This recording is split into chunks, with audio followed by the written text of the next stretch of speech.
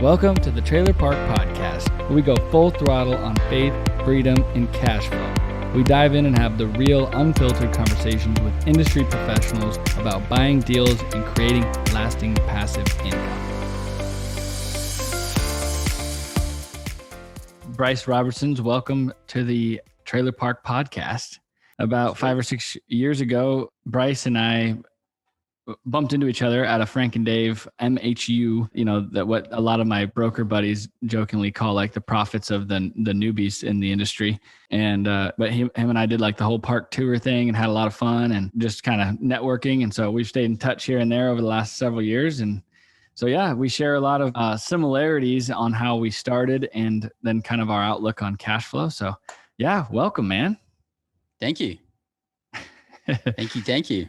How's North Carolina today? Yeah, everything's fantastic, mate. Loving life. Love it. All right. Well, one of the big things I started thinking about, we hadn't covered because you and I talking last week, a lot of stuff about me and our story. Where are you from in Australia, and when did you come to the United States? Yeah, so I'm originally from Brisbane, Australia, which is about 12 hours drive north of Sydney. It's about central east coast in Australia. I left Australia in my early 20s. I think I was about 24 years old. I traveled the world for 6 years. And then I met my wife at the end of that 6 years in the Caribbean. She's from Southern California. So about 11 years ago, we rocked up at Huntington Beach, and I've been in the US ever since. Oh, nice. Okay. So then how long did it take you to get into the real estate, kind of commercial real estate realm, and then trailer parks? Or what's that? How did you segue in? Yeah. What's your story on that? So I used to work in the construction industry. So I bailed from high school in grade 11. I knew that I wasn't going to go through to university. It just like that educational side of things just was not the path that I wanted to take. I wanted to do something more creative. So I knew I wasn't going to go to university. So I dropped out of high school in grade 11, round about halfway. And then I ended up getting a job in the construction industry. And then I was on a path of, construction for quite a while, and construction management. And so when I left Australia and traveled all over the world, I would have myself a base camp. Like my first base camp was in London. I'd work flat out 7 days a week, 12 hours a day, and then save up a bunch of cash and go traveling for a couple of months in Europe. And then I'd come back and earn more money and then go to Africa. And then I'd come back and earn more money. And I did that in UK, Europe, and Africa for about 3 years.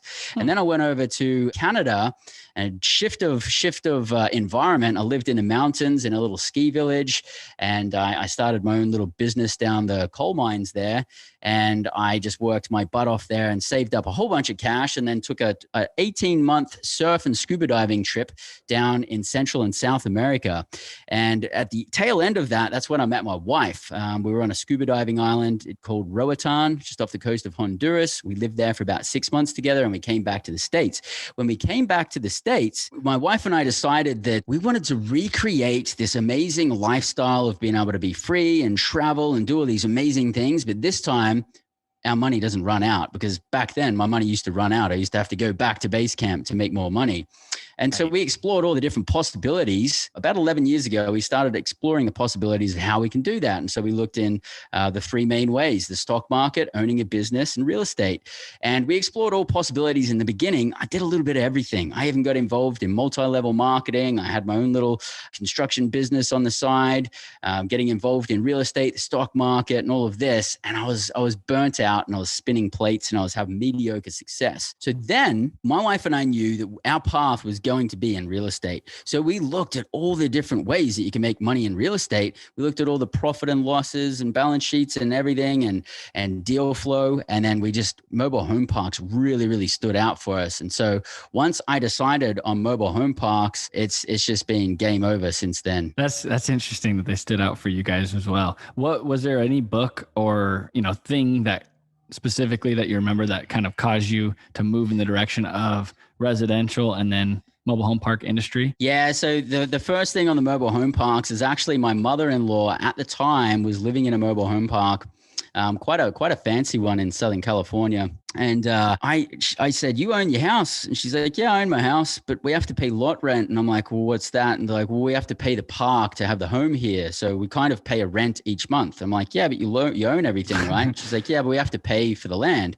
I'm like, well, how much you paying? And it was somewhere in the vicinity of $1,000 a month, right? Nice park, Southern California. And I'm like, what? You're paying $1,000 a month? And so is everybody else in the park. And I opened her front door, I walked out, and there was about 100 lots. I'm like, this is about $100,000 of revenue a month. Like, I need in on this business. And cool. and then that was one of the first things that got me started on it. And then I also, very similar to you, mate, I also went to a Rich Dad event where it was like, I think it was a 3-day event where they covered a lot of different asset classes and everything. And they touched on actually mobile home investing, not mobile home park, but mobile home investing. And I was super like keen on that one. And I thought I was going to get started on mobile homes, but I just went all out and went straight for mobile home parks. We did the same thing. I'd say initially it was like a 50-50 effort to get into the understanding of mobile home rentals, because it was like, wow, you could buy a home for a couple grand, turn around, fix it up, sell it on a note for 10 or 20 grand, make the interest and start cash flowing that way. So we were kind of interested in that. But then in the end, we were way more, once we found out enough, we were way more interested in owning the real estate. Yeah. You know, another thing that happened to me too is we started working on single family fix and flips, because you go to a real estate investors meeting, they're going to push on you. You got to start with wholesaling and then you go to fix and flipping and blah, blah, blah. Right. Yes. So we got kind of sucked into that in the beginning, and we did see the opportunity, and we went out there and we were doing all of the things that we needed to do to get deals and all of that. But it wasn't exciting enough. It was almost like I knew internally that the goal was not big enough. But as soon as I got like, I have to buy a mobile home park. My first one was like, $600,000 or $570,000. And I didn't have the money to put it together. That excited me. I'm like, yeah, that's a challenge. Let's go bring that one on. So then that leads into my question. We covered my first deal story. I was curious, if you could give us a story, and then how did you buy the first one? Did you have your money? Did you raise money? That kind of thing. Okay, so first off, we were in the single family stage of doing that sort of stuff as well. And we had sort of built some momentum there, and we paid, this is embarrassing, I think it was over $30,000 for like mentoring, for like this single family mentoring thing. And they'll like go forwards and partner with you and all this. And I told you that just to make it to where you're not just the only one embarrassed, spent $26,000 on, a mobile home / mobile home park thing. Yeah. Because we saw the opportunity, and I suppose I just wanted to do it. So we dropped like $30,000. Part of that was education and mentoring, and we're supposed to get this like shit hot mentor that's supposed to be amazing. And he was pretty knowledgeable, and then the thing is, we're supposed to be able to call him anytime when we have a deal. So I went out there and I found a mobile home park, and then I went to call up my mentor, and I couldn't get hold of him, because I needed to figure out how to like get the deal under contract and get it to the next step. I knew I found it. I knew it was a good deal. I needed a little bit of help to get it to the next level. He didn't answer. And then, so I'm calling the administration office to try and find out someone in this group can get me to the mentor. And I think it even took like a day or two. And then he finally got back to me and he's like, oh, I've heard you've got this deal. Tell me about it. And so I tell him about it, and he's like, okay, deal sounds pretty good. Now, what's your circumstances? And I told him, well, I've got a negative net worth. I've got $2,000 in the bank, and I've got unseasoned credit because I haven't been in America long enough and I just haven't built up credit. And here's what he said to me. He turned to me, he said, Bryce. No, he actually didn't say Bryce. He said, kiddo, you're never going to get this done. It's never going to happen. Come back to the club. Go do like a single family home. This is too big for you. You're out of your league. It's never going to happen. You're dreaming, kiddo. And then that was it. Wow. And so I just hung up. And I pretty much just in that moment wrote off the whole like $30,000 or $36,000 or whatever it is that we spent on education, and just rendered it useless. And then I called another mobile home park investor that I knew and respected, Frank Rolfe. Frank Yep. and Dave. Yep. And I called him, and he said, wait up, run those park statistics by me again. He's like, a 12 cap in California? Oh my God, do you have it under contract? I'm like, yeah, I don't have it on contract yet. I don't have a contract. He's like, I'll send you a contract. You got to get this thing under contract. So I put it under contract. Well, that's all I wanted to do. I just wanted to get it under contract, and I will figure out the next step. You know, it doesn't matter if I don't have money, I'll figure it out. So got it under contract. I think we got it under for like $570,000, something like that. And then now my next hurdle is now I have to raise nearly $200,000. I think it was like $178,000 or something like that. But I've got no street cred. I haven't had experience as a mobile home park investor. Everybody else knew me as the construction guy. I went out there thinking everyone's going to snatch this up. My phone's going to be ringing off the hook. And it was like crickets, nothing at all. And so then I ended up resorting to family and friends, which is probably what I would suggest to anybody starting off if you want to raise capital for a deal. And we got some family and friends involved. I ended up closing on the deal and they wanted 12% returns. They said, if you can get me 12% returns, annual average returns or above, we're going to be stoked. We're going to be so happy. This is going to be amazing. And so we closed on the deal. Which is a big return. That's a nice, good return for somebody coming in, but not always easy to produce. Sure. Right. Sure. But it's a good sell. Yeah. It was that's what they wanted. They came to me. They wanted that. And I told them, well, that's great. I think I'm going to get you around about 20%, and if things go really, really well, we might get you like 30%, 33%. Anyway, fast forward, we had that park for about 4.5 years, turned it around. I bought it at a 12 cap. The market massively shifted. Cap rates dropped. We'd been raising rents in the time. We filled a couple of spaces, cleaned up the park, repaved the roads. Can't remember how much CapEx we put into it, but we ended up selling it 4.5 years later for $1.3 million. Love it. And then when we looked at the return structure and how everything worked out, that was the first cold shower I had because I realized I'd given away so much to my investors. And look, I'd go back and do it again because I got my first deal done. And without that, I've got to really thank my investors because if that first deal didn't happen, we wouldn't be sitting here talking here today.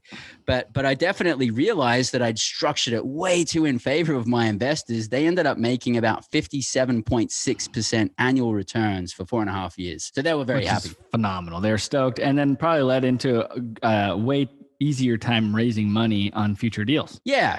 I mean, the next deal was like millions and, much larger park, 200 space park, and sort of just everything just blew up from there. That's so cool. And we had a very similar story and actually very similar dollars, but we held the deal way longer. So from an annual return basis, you kicked our butt. We bought a deal for 600. It took us 9 years to get through it with all the city crap and all the lawsuits and different things we had to do. And we sold it for $1,325,000. And we gave all the money away too, because of ignorance on how to draft the operating agreement. So lessons learned though, huh? Oh, man. It's like, and at the end of the day, we were like, you know what, let's give them their money back and then let's keep going. And they'll probably put in with us in the future happily. And that's exactly what happened. Beautiful. Yeah, we didn't lose any money. I mean, what the hell? Like you didn't go into debt to get that deal and then not get paid back or anything. Like what a cool deal. You basically got the learning experience and get to give all the people that you promised, returns to a great return, and you get to move on. I mean, what a great learning experience. Yeah, I think so. It's perfect. Yeah. That's awesome. That's a really cool story. And I love it. I love that when people are just real about their initial startup and the fact that like everyone makes mistakes. And I love that you said you just have to tie up the deal. Like it's funny, people that don't know the real estate industry, like will give me a hard time. Like, well, you're going to tie it up and put it in escrow before you want to buy it. Yeah, if you can, Yeah, and you've got every intention to close on it. The only thing that's going to take you out is some sort of major red flag. So it's not like you're out there tying up properties, wasting people's time. Right. Yeah. Yeah. But that was it, man. I tied that one up and I just knew next step, got to raise money. Boom. What's the next step? What's the next step? What's the next step? And I just did it step by step. If I had have sat and thought like, how am I going to do all of these pieces right in the beginning? It's overwhelming. I probably would have like pieced out, Yeah, I'm with you. You just have to keep running one foot in front of the other. So yeah. I love that. So what's your current deal split offering? Like what's your current structure? The way that we structure deals typically? Yeah, typically where we structure deals with a preferred return. So we'll see somewhere between the 7 to 8% range on preferred return. With the way cap rates are and the way deals are tightening, it's a bit closer to the 7 right now. Yep. And then we typically do a 70-30 split where 70% of the additional cash flow beyond the pref goes to our investors who are limited partners. They don't have decision-making powers or anything like that. And then 30% goes to the general partners, which is the ownership team, myself, partners. And and then same thing on equity as well. It gets split 70-30 typically. But the way we structure deals, we kind of reverse engineer. We're looking to double our investors' capital in about 5 years, and we're falling a little bit below that. We're more at like 17, 18% instead of 20% right now. But we try and get as close to that, and then we reverse engineer into the deal and see how does that going to pencil out in the deal. Does that mean we do a 60-40 split? Does it mean we do a 80-20 split? Do we give this much pref? But the way that we've been structuring deals and the way that we're looking at structuring deals moving forward is with a little bit more creativity, because cap rates are compressing, deals are compressing. There's less wiggle room in some of the deals out there. So we have to be more creative. So we're looking at alternative things like for the capital expenditures, instead of raising that through investor capital, looking at other alternatives. It's a little bit cheaper than, 20% a year. And then just bringing the investors in for the down payment and finding CapEx, getting financed somewhere else and things like that. We've also explored the possibility of 2-tier investment structures where someone will be in a preferred position A, where they get a 10% preferred return, but they don't get to participate in equity or cash flow beyond that. But they're in the first position. And then the second position is investors who get the 70% cash flow and then the 70-30 split. When you look at that overall, by adding in those few people that are at the sort of fixed 10%, it expands the overall returns for everybody else, So it's another way to sort of make deals work. That's a good idea. Kind of tight environments. I have a few friends that have done it both ways. So we do what's just called like a typical 80-20 or a very straightforward 80-20 where we don't do a pref, which a lot of the times guys that have done deals are like, what? You don't have to do a pref? It's like, well, we didn't know how important or how industry standard a preferred return was. Mm-hmm. So after the first couple of deals, we didn't love it because we weren't able to participate in much cash flow off the bat. Mm-hmm. So we kind of dug around and talked to a couple of multifamily syndicators that we've known of. And they're like, well, we did a 90-10 just straight up. And so we always thought we could do an 80-20. So it's how we evolved to an 80-20, and we participate whatever of every dollar distributed is 80-20. And on the back end, the same thing. With equity. Okay. So original equity has to get paid back first. Mm-hmm. And then the split is 80-20, but we share in cash flow day one. So it ends up being roughly around the same as a 6 or 7 pref and a 70-30 on the back end. When I was running the numbers, kind of toggling it back and forth, because one of my good buddies does a 5% 50-50. And I'm like, dang, that's pretty aggressive. That's pretty attractive to investors. Yeah. And he's like, yeah, well, actually he gets 50% once he pays them off, and it's a 5 pref. So 5 pref isn't a big number. So I'm like, how'd you do that? Well, he's like, well, I just don't charge any fees. I don't do anything on like the fee front. I charge a management fee for the management company just to, pay the bills and hire the guys that need to pay to run the company from a management side. He's like, but I charge no fees and there's no BS and people are flocking in. Dude's buying. He's like, they're growing like crazy. He's got like $150 million in contract right now. Like, wow. Yeah, he's going. Beautiful. So that's food for thought. Just another clean cut. I really like clean cut, just very straightforward. Yeah. Because a lot of our investors and people that we talk to, when you dive in too deep, it's too complicated, and they don't like having to read the legal docs to understand it, Yeah. But yeah. So that's cool. And I'm stoked. So how many deals have you done or are doing currently? So by the end of Q1, we'll have around about 20 mobile home parks, about 1,500 lots. And then overall, you got a couple other things in there on the mix. I mean, I'm mainly a mobile home park operator, but I've got some partners that operate multifamily as well. So when you look at everything, we've got about 70 million under management. That's awesome, man. Congratulations. Yeah. I didn't know you had that many parks. That's awesome. Thank you. Where are they roughly? Midwest, Southeast, mainly. Okay. Yeah. Yeah. Florida? And no, more like the Carolinas, Georgia, Tennessee sort of area. I love it. I want to come out, and would you be down to like do a little tour? Absolutely. I want to come out and check out the Carolinas, even just from a personal standpoint. I like to go and like experience a place and understand like what makes this place tick. Why would somebody like yourself want to live in North Carolina or South Carolina or wherever? Like, Arizona, we focus so hard on Arizona because I get it.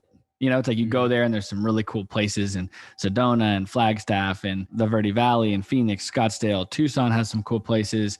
And so that's where, from a fiduciary responsibility, I can very comfortably say like, hey, I trust that this area is going to kick butt. You go there and feel it, and it's alive, Yeah. So I like to go. So I'd like to come over and check out the Carolinas. Let's do it. Where else? So what are your favorite markets? I mean, or would you share that? I mean, so I'm not so like specific on a certain market. I mean, we definitely like to expand in the markets that we're already in, and we generally like the Midwest because we feel like we still see decent deals. There's less and less deals this way, but we're still seeing like decent deals in the Midwest. But coming with that comes the cold weather, and we're going to be able to handle winterizing all of the homes and all the freeze ups, underground leaks, and all that kind of stuff, which can be challenging. I mean, we had a park where the main line is about 10 to 12 feet under the ground, and it's like super cold there. Oh, God. It's in Wisconsin, and when they go to dig that up, they actually have to build like a fire in this kind of tent over the top of where they need to dig up so that the ground can thaw out enough to be able to dig into it. And we're going to dig down like 10 feet to try and find where the main line is. And so, in wintertime, that kind of sucks dealing with water leaks. It's, still a profitable park. Still everything's great. But when things shit like happens, that we're aware of. Yeah, they're challenges that we have to take on. So apart from that, we just like the markets where we already have parks and we can expand in. Anything near a decent MSA. We've actually found some parks that are in a town that may have a small population, but they're tapping into like a major MSA, and you get those millions of people, and those deals seem to work out pretty well. That's kind of how we look at it. Do you have a threshold or a distance away from a metro that you look for? Like an hour or two, or? For starters, it has to be in the metro on best places. Otherwise, our lenders won't take it into consideration. The furthest I've been away from a major MSA has been 3 hours. It actually tabbed onto that MSA on best places, but in all reality, it was 3 hours drive away. So I wouldn't do that again because we got charged. We were limited on commercial electricians and stuff like that. And we had to do a major electrical infrastructure project. And we had to pay people to drive like 3 hours a day each way. And that project ended up costing quite a bit. But, if we're within half an hour, that's phenomenal. If we're within an hour, then that's usually pretty good. I like an hour too. An hour is easy. You can kind of, anybody would deal with that, especially if there's something to offer in that little neighborhood, neck of the woods. I agree. Yeah. Anything outside of that starting to get a little bit like, questionable. And then we want to see what if we can't be super close to that large MSA, is there another medium-sized city that we're pretty close to too? Because it's not just about pulling tenants for us, because we do value add deals. So we're always filling homes and lots. Yep. We want to make sure that we have the capacity to be able to do that. More importantly, in my opinion, is we want to have a good selection of contractors, because when you're in like a one plumbing contractor town and you have underground water leaks, they know they got you by the balls, and it really sucks. It does. So we prefer, even more importantly, to get a good selection of contractors. The vendors. Decent size, yeah. Yeah, I couldn't agree more. And that's a challenge in Arizona as well, in that you got certain guys in certain trades that are the guys in the industry. They're great, but there's just so much activity right now with home, people buying parks, filling spaces, getting homes, redoing the electrical pedestals and all the tie-ins and the home sets. And So do you guys do 21st, and who do you, what's your home? How many homes do you fill a year roughly, or spaces? Yeah. Roughly. On each park, I'd say we'd be around about one a month. We'd probably be on average between about 12 to 20 homes in a park. But it also depends on if we're bringing homes in versus remodeling homes that are there. If we're renovating homes, we'd be closer to the 20 or even a little bit above. It depends on the size of the park and the market too. But we're typically doing around about one a month. Two a month at some parks on the larger ones, 200 spaces plus. We do about two a month. Okay. And that's ongoing until you're full. And then you got typical turnover of a couple percent or something. Yeah. We don't really see much turnover. But yeah. Yep. Awesome. Consistently and until we're to where we need to be in our business plan. Yep. Cool. Are you guys the management company too? Yes. Yeah. We self-manage totally. For two reasons. One, there's not enough of a percentage in it in relation to revenue for it to actually be worthwhile for someone to do a good job. And two, we do the best job that anyone could do. So, I appreciate having my finger on the pulse of all of my deals, and I wouldn't want to give that control away anyway. I agree. And there's a big blind spot and a trade hole in third-party management for mobile home parks, especially then you add in the factor of a value-add mobile home park. Yeah. There's no third-party guys that I've seen that are that good at it. Yeah. And that's where my strength is. I've got like a 20-year background in construction and construction management. So I love that. I love the value-add stuff. And I don't care if there's infrastructure work, redeveloping lots, all the underground stuff. I'm cool with all of that. But yeah, it's super management intensive. Yeah. There's so many things that would just slip through the cracks if we outsource that. How many people do you have on your team now? Roughly. For each park, we don't necessarily have employees. We prefer the contractor model. So we work with people from the contracting standpoint. Okay. However, we're about to actually we're about to tie up a 350 space park in a major metro it's about 50% occupied, massive value add. For that one, we'll literally have our own construction company, running that project and employing people just for that so they can work solely for us. Because with that size of infrastructure project, on the other parks, we're like, we'll work with this contractor. They'll be with us for a couple of days. They'll be on another job site and then they'll come back. We need full dedication for larger projects like that. Yeah, that's, what is that, 175 pads or home sets that you're going to do on that deal? Yeah, cool. I think straight out of the gate, there's like 75 vacant homes and 48 vacant lots or something like that. So, it's decent project straight out of the gate. That's an awesome opportunity, a value add opportunity for sure. We bought a deal, they call it 200. It was like 196 spaces and it was sitting at about 60% occupied. So that we're dumping a ton of homes into that one out in Apache Junction in East Mesa or East Phoenix. Mm-hmm. Same kind of story where it's just ugly, but it has a lot of potential. And, but yeah, we've learned a lot on all of that. And so do you guys use 21st Mortgage or how do you do the home? Yes, we do. And in some markets it works, some it doesn't. It's kind of getting a little bit expensive, especially if we have to lay a concrete pad and then we try and recapture that cost in there as well. Yeah. It ends up kind of cranking up the price by almost 10 grand. And then, it becomes a point of like, can people in the market even afford to be able to qualify for the financing for this? Because some of them, even single wides, are coming up near like $60,000 if we have to lay a concrete pad and all that kind of stuff. So lately, we've been leaning more towards buying used homes and bringing them in because we can do that for about $15,000. We can buy a home, bring it in, remodel it, sell it, or put it on an RTO or whatever.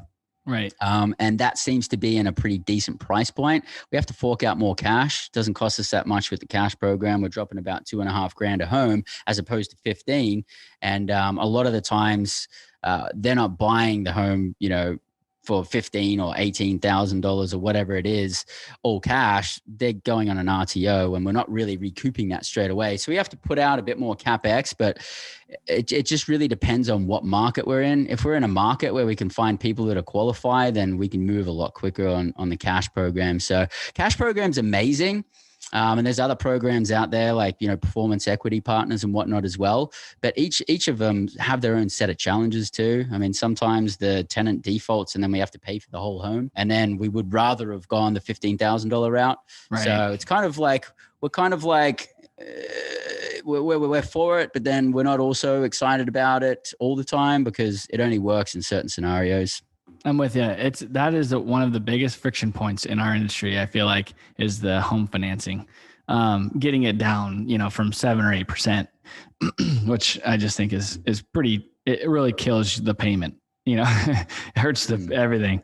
So yeah, we're doing cash program. We're eager for more competition in that realm as well. They do a great service, and they are really easy and slick to work with when you are in fill mode and you're filling and flooring a bunch of homes in your parks. They're great. And but where do you get your homes? So like Arizona, we ran into a snag and just finding decent used homes. We didn't want to buy like prior to like 90s homes. Okay. Yeah. Like if they don't have a requirement, then we're open to an older home. It all comes down to, is it going to end up looking good? And is it the numbers going to jive? So a lot of the times we get homes off Craigslist, Facebook Marketplace, places like that. We have if our managers are good, our managers will help find homes and then send people out to take a look, take videos, all this kind of stuff. We've even got some managers that are good enough to negotiate and everything like that. And then we've had a few parks closed down where we get to basically select which homes we want. We'll take the good ones and leave the crappy ones. A lot of the times they'll just say take the home, but I would say the average purchase price for homes would be somewhere around about $2,500 to $3,000 is kind of probably what we're paying for. We have some more expensive ones, and we have tons that are around about $1,000. And we also get bulk discounts with our transportation companies for moving so many homes. That is a challenge with the value add. It's like, yeah, cool. The business plan is to fill 35 spaces this year, which from a practical standpoint is possible if you can get the homes. But like finding 35 homes or something like that in 1 year in a particular market is near impossible. Which is why we bought new. For several deals. Yeah. We find on average round about like a home a month in each market, and it's hard to find more than 12, 15 homes a year that have good numbers that are going to jive for a particular market, especially in some of the more remote areas. There's a lot of competition. A lot of times we get bid out and we lose out on the homes too. So we got to move quickly and hustle. I don't know about your experience, but we like to just get in there as soon as the homes are available, try and just be the first one that can make an offer and get it dialed, because there's a lot of other people looking out there to bring homes into their communities as well. Yep. I'm with you. That was we ended up in Arizona specifically. It got really competitive. We even had some repos and things, and not as much anymore, but back in like 2010 ish, or 2012, 13 even, there was repos occurring in our community that we didn't know. And then like next thing you know, there'd be like a list come by and there's a home on the list that's in our park. And we're like, wait a second, we want to buy this home, so we'd negotiate and try. We got most of them, but I'd say 3/4 of them we got. And then a handful of them, they got bid out and they were leaving. So we kind of got in. Back then we kind of dug in deeper to that. And we realized that if we got a lot of the homes that we were after on the particular deal that we needed at the time, it was a lot of double wide spots that we really couldn't justify putting a single wide in. It would just make the whole community look poor. So we were finding double wides at like 20, 25,000. And by the time we had set them and everything, it was like, well, we could have sold that new one. So we went back and forth. We did it both each way. And then we decided, screw it, we're going to do new, because the financing options were better. And this is in Phoenix too, and like sort of the Arizona or whatnot, where you've probably got people that have higher income and could qualify for those kinds of newer homes too. Yeah. More regularly. It's still a challenge though. It's not as good as, most people would probably think. We're still low credit, in the sixes is normal, Yeah. I think that if it's not in a decent MSA, or if it's not in like a small market that actually just has high income, then it's kind of hard to make it jive. Yeah, you're right. Yeah, you would have to be probably, in Tucson, we had more of a challenge there. If we could be all in and sell a home for 20 or less, it would work. But anytime we were above 20 grand, then it would basically, we actually started renting a lot of homes. So we'd floor new homes, rent them for a handful of years, maybe 3 to 4 years. And then upon turnover, we'll sell them. So that's kind of our current model. Yeah. We'll just rent them and we get drywall. We get certain options so that we can fix them all up when people move out. And then we sell them at that point for whatever the value is on the note. Gotcha. Yeah, something that we've done is, if there's a park, like for example, I've got a park right now that we're filling about 30 spaces or something like that. We just went out and bought a bunch of homes last year. I think we got like 10, 12 homes or something. We just bought a bunch of homes and brought them in, and now we've got crews remodeling them. And so some of them that haven't been remodeled yet, we just have them sitting there as handyman specials. And if we can sell them without remodeling them and cover our costs or even do it at a 20% loss, and we're cool. And we'll just handyman it. We don't have to worry about all of that. And then we'll just make sure that the tenant that does buy it brings it to a habitable standard before they move in, and we hold them accountable for that. And then that takes it off the books. I mean, our business model is that we try and turn around all park-owned homes into tenant-owned homes on our home ownership program in about 3 to 5 years. We're sell them all syncing cash. up on that. Yeah, agreed. That's exactly our deal. We've just been doing it with, we end up with some homes, but I should, as we're sitting here talking about this, I should re-engage and make sure I'm on all of like the home resellers that are out there or the repo lists. And, cause we've fallen off. We haven't been doing that as much. We've been going new, but now heck, the home manufacturers are so damn busy. They're 6-8 months out. If we don't get orders in or a pretty good size volume order in order to even get our time frame bumped up at all. No kidding. Yeah. Who do you buy from if you go new out there? Well, it depends on what market we're in and what we're close to. If there's Clayton around, we like Clayton. And so, that we pretty much try to stick with them, but there's not a manufacturing facility close to every state. So sometimes we have to go with something else. We got into a lot of the fun stuff. I wanted to talk to you about park-owned homes. We covered that. So what's got you excited about the industry? I mean, everything's kind of evolved so much. Deals are harder to come by, harder to do. Like you said, you have to be more creative. We're seeing the same thing. Cap rate compression is a very real thing. We heard about a deal in Austin the other day that's going to trade for like a sub 3 cap. And it's a nice deal. It's a 5-star deal, but nonetheless, still crazy. And that just doesn't pencil out for us, for our investors that want the returns that they want. Maybe for a large firm that's giving their investors like 3% annual returns, they can maybe make those numbers work. Yep. I've interestingly, I'm excited about this year for quite a few reasons. One, all of the momentum that I've been building for the last however many years is really starting to pay off, and I'm getting tons of off-market listings that are getting brought to the table, and tons of really sweet deals amidst all of this chaos where people are buying like 3 caps and whatever. That's just insane. For example, right now we're under contract for it's a 38 space park in North Carolina. That one's it's a little bit of a value add deal, 26 occupied spaces, 10 vacant lots, the ability to build back water, sewer, and trash. And that one's about an 8.7 cap so far based on our underwriting assumptions. We may get that to just over 9 because we just found out that the 3 single family homes that are on the property are renting for just under $1,000 a month, which we didn't calculate for that large amount. So we think we're probably going to look good there. There's another off-market listing that we've got right now where the sellers don't know how to evaluate their park. They've had it for 30 years. They know what they want. They know their number that they want. The number that they want, which we've got an offer out on there right now, puts the park at about a 10.7 cap. No, sorry, 10.8 cap. And that's it's in a sweet MSA. So really excited about that. Got a bunch of other deals going on, lots of deal flow.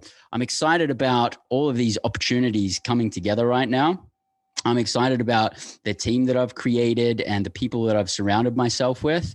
And I'm excited that we can't control the economic landscape. Given that this is the environment that we're in, I really feel like mobile home parks are solving America's number one real estate problem, and that's the need for affordable housing. And I feel really confident coming into 2021, where in my opinion, and I spend a bit of time studying macro, in my opinion, this is going to be a pretty freaking interesting year, and we're going to be dealt a whole handful of new things and new challenges to overcome. And we're going to have to negotiate and navigate through all of this. The people that keep saying, oh, when it goes back to normal, I just think that they don't really have their finger on the pulse of really what's happening, and all the things that can unfold. And so I think in that uncertain times and uncertain environment, I just feel really grounded and strong and confident on mobile home parks. We've got waiting lists where, we've got 15 people at each park waiting to get a home. We can't even bring in homes quick enough. So it's a good problem to have. And I think our investors feel the same way. So in the past, I have never, ever had investors calling me up saying, hey, Bryce, man, when is this next deal coming out? Yes. I've got X amount of money. Dude, just freaking bring it to me because I want it. We're seeing the same thing. I've got so many investors right now that are like, dude, what's the deal? I said, well, I told you guys a couple of days ago that I'll get in touch with you in 2 weeks when we roll this deal out. And they can't wait for more than a couple of days. They want an update. It's just tell me what's happening. Which is very non-typical for us. We're not used to having to check in with our crew. Yeah. And so that gives me additional confidence saying that, our investors feel the same too. And they want to get part of this because they're scared about the investments that they maybe had their eye on, or maybe things that they're in, and they're looking at the stock market and they're looking at other things. And there's so many uncertainties. I feel like even if property taxes increase, and which we can almost guarantee is going to happen at some point pretty soon here, and capital gains increase and all these things, I still think that mobile home parks compared to other asset classes has tons more wiggle room. In fact, we actually came close on terms on a apartment building the other day. But when I looked at the fine-tuned the numbers, it was just there's literally nothing can go wrong in this deal. Yeah. And if nothing goes wrong, it'll be a good deal and our investors will be happy. But in mobile home parks, everything that we evaluate in underwriting, if everything went wrong, we would still make it out and be okay. Yeah. And that's the position I like to be in. So I'm super excited about this year. I think it's an amazing asset class. It is a little bit hard to navigate through all of the people who are inexperienced and they're going out there and they're paying overpriced because they don't know what they're doing. Yep. But I still think that there's good deals out there, and I'm excited for our investors to just join us on this ride and be successful through the dark tunnel that we're kind of going through of all these changes right now. Agreed. And I do think there's a hyper focus on hard assets. It's just been, it's very clear now. And same kind of thing. I was just hanging out at our river house spot out of Yuma over New Year's. And it was all of a sudden I'm sitting around these guys. I knew a couple of them, and then they're introducing me to a couple other guys that are good blue collar, construction company owners. And they've done really well over the last cycle, 10 years or so. And all of a sudden I'm on full on pitch mode with an audience talking about mobile home parks, because somebody introduced me as having some mobile home parks, and just like this, you can have a mobile home park, they buy all these and run them, and what a great business. And he light bulb moment for one of my buddies out there. And everyone was so interested in it. I'm like, man, I haven't talked to any of you guys about what we do in the past, Yeah. So there's a shift. It's pretty interesting, man. 5 years ago, I'd go to a real estate meeting and talk about mobile home parks, and most people would go, you make money in mobile home parks, those things? And then, probably 2 years ago, it started to be hey, I've heard those things are pretty good. Tell me more. And now it's just oh, you do mobile home parks? Oh yeah, they're good for this reason, that reason, and that reason. I'm in. And so the cat's out of the bag for sure. Yeah. I agree. Yeah, that's fun. So do you prefer value add deals? Totally. Yeah, it's much easier to meet investors' returns. It's much easier for large profits, and strong background in construction. So I love it. Yeah. I'd much rather value add deals. All right. Well, so I have to wrap up. We got some interviews coming along pretty quick And so at 1:00 our time. So I actually love this question, and then we'll get together again sometime. And I'd love to come out. I'm serious. I'm with a new baby and my wife, and we're kind of figuring out our family dynamic. I want to start renting VRBOs all over the country and like staying for a month in different places just to try it on, and maybe do like Beautiful. 2 trips a year where I just kind of hop around and do like maybe like a May trip and like an October, November trip. Beautiful. So yeah, anyways, but this is my wrap up question that I think is pretty telling of where people are at mentally with the financial realm. So hypothetically, you come up with $10 million dry powder. What's your allocation in general, not just real estate? In general, $10 million 10 million right now. bucks. Yep. Well, I'd be putting a little bit in real estate, but I'm also very bullish on, crypto right now, certain cryptos, some of the larger ones, but a lot of the other speculative ones. Okay. I'm bullish on gold and silver right now.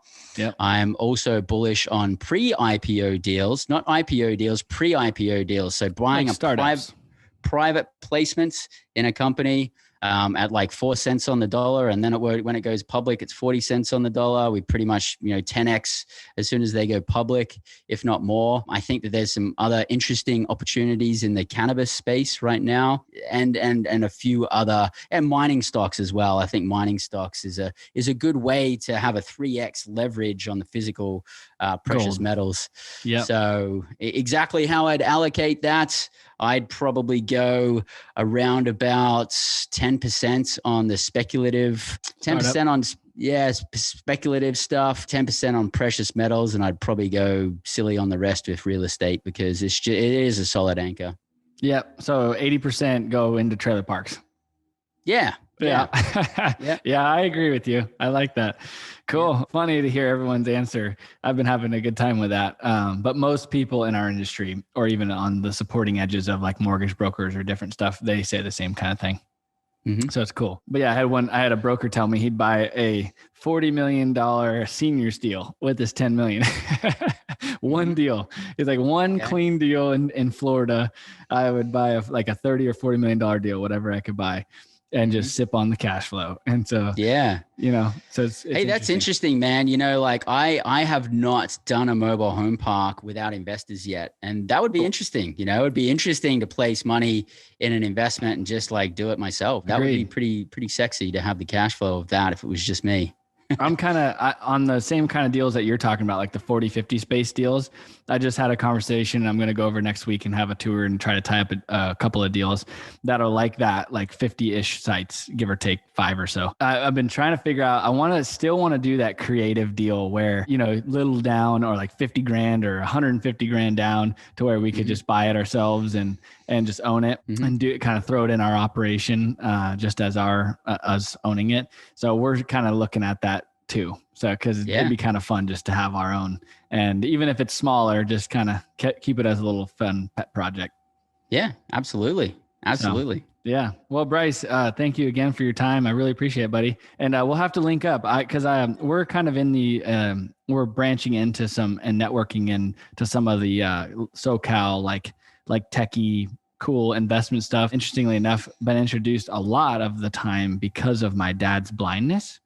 So they reach out for like product tests or certain things relating to low vision, or one of the things we're interested in investing in is kind of a new sound tech, like to where it makes like a single speaker sound like you're in the sounds all around you, and just some cool stuff. Okay. So we'll maybe have to network just on a personal note on like fun little investment opportunities in this tech startup realm. Absolutely. All right, Bryce. Sounds great. Hey, thanks again for your time. It's been a pleasure. Thanks for being on the Trailer Park Podcast. Yeah, absolutely. Appreciate it, mate. And if anybody wants to stay in touch, I think the best way to reach out is if you just check out my website, PropertyWorkzUSA.com, and Works is spelt with a Z or a Z, however you pronounce it. So that's PropertyWorkzUSA.com. Awesome. All right. And then you have a podcast as well. And what's your podcast name again? Yeah, podcast is Freedom Hack Radio. It's actually a video cast. We're on YouTube and also on all the podcasting platforms. It's about the freedom trinity of financial, time, and location freedom, and how to maintain balance and grow and live in fulfillment by balancing our financial wealth, our health, our relationships, spirituality, and having fun. So we have world-renowned guests coming on the show and exploring all possibilities there. So if you're interested in exploring the freedom trinity of financial, time, and location freedom, come over to Freedom Hack Radio and check us out. I love it. All right, man. And everyone should. If you're in the industry of mobile home parks and trailer parks and you don't know Bryce, you probably do, but you should check out his stuff, and we should all continue to network and grow. All right. Thanks Absolutely. a lot. Beautiful. Cheers, mate. Cheers. You too, buddy. All right. That wraps up the Trailer Park Podcast. Hit the subscribe button for some more great industry professional conversations about buying trailer parks.